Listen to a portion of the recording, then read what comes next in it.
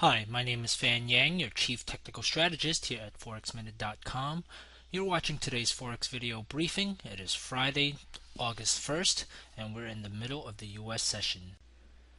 This week's data points from the US have failed to impress, and Friday's non-farm payroll report also disappointed relative to expectations, though the 209,000 print is above 200,000 and is therefore decent in the general scheme of things.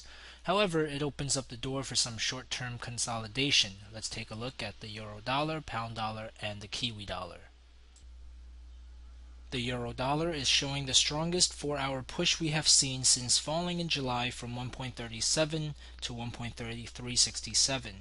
The fundamental factors this week were not enough to keep the US dollar train rolling. However, the prevailing bearish trend in the euro dollar is still intact. Looking at this daily chart.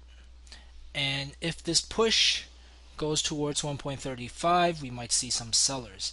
Note that the 1.35, 1.3510 lows from June will also be reinforced by a falling trend line that connects the high on the year at 1.3993 with July's high at 1.37.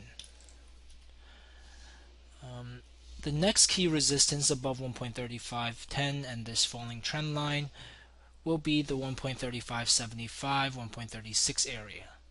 A break above 1.36 would be a strong sign that the market is in medium-term consolidation, and we should expect the current low around 1.3367 to stick for a while. The pound dollar has been bearish since the high on the year at 1.7190.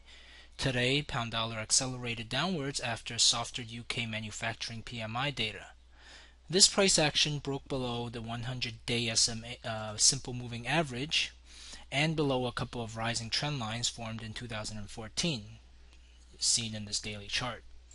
Here's back at the 4-hour chart.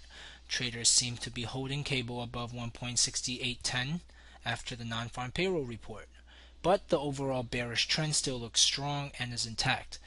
If there is a bullish correction consolidation next week, watch for sellers at the falling trend line and around the 1.6950 to 1.6975 area. A break above this falling trend line would suggest a longer period of consolidation and would suggest that we should respect the 1.68 to 1.6810 area as support for the first half of August.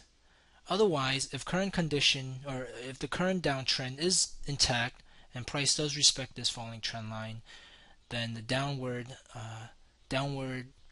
risk remains towards the next key support level, which you can see in the daily chart is around 1.67, which were the lows in May and June. The New Zealand US dollar pair has formed a double bottom after this week of US data.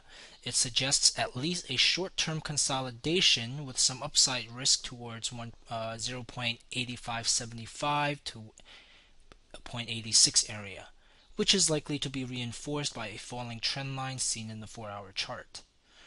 A break above 0.86 would suggest that we have put in a low for the first half of August, at least around 0.8460.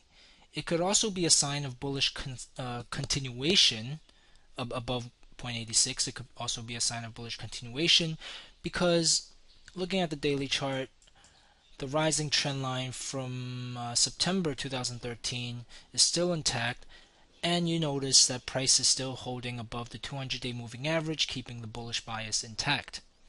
However, if you see price rejected from going above 0.86,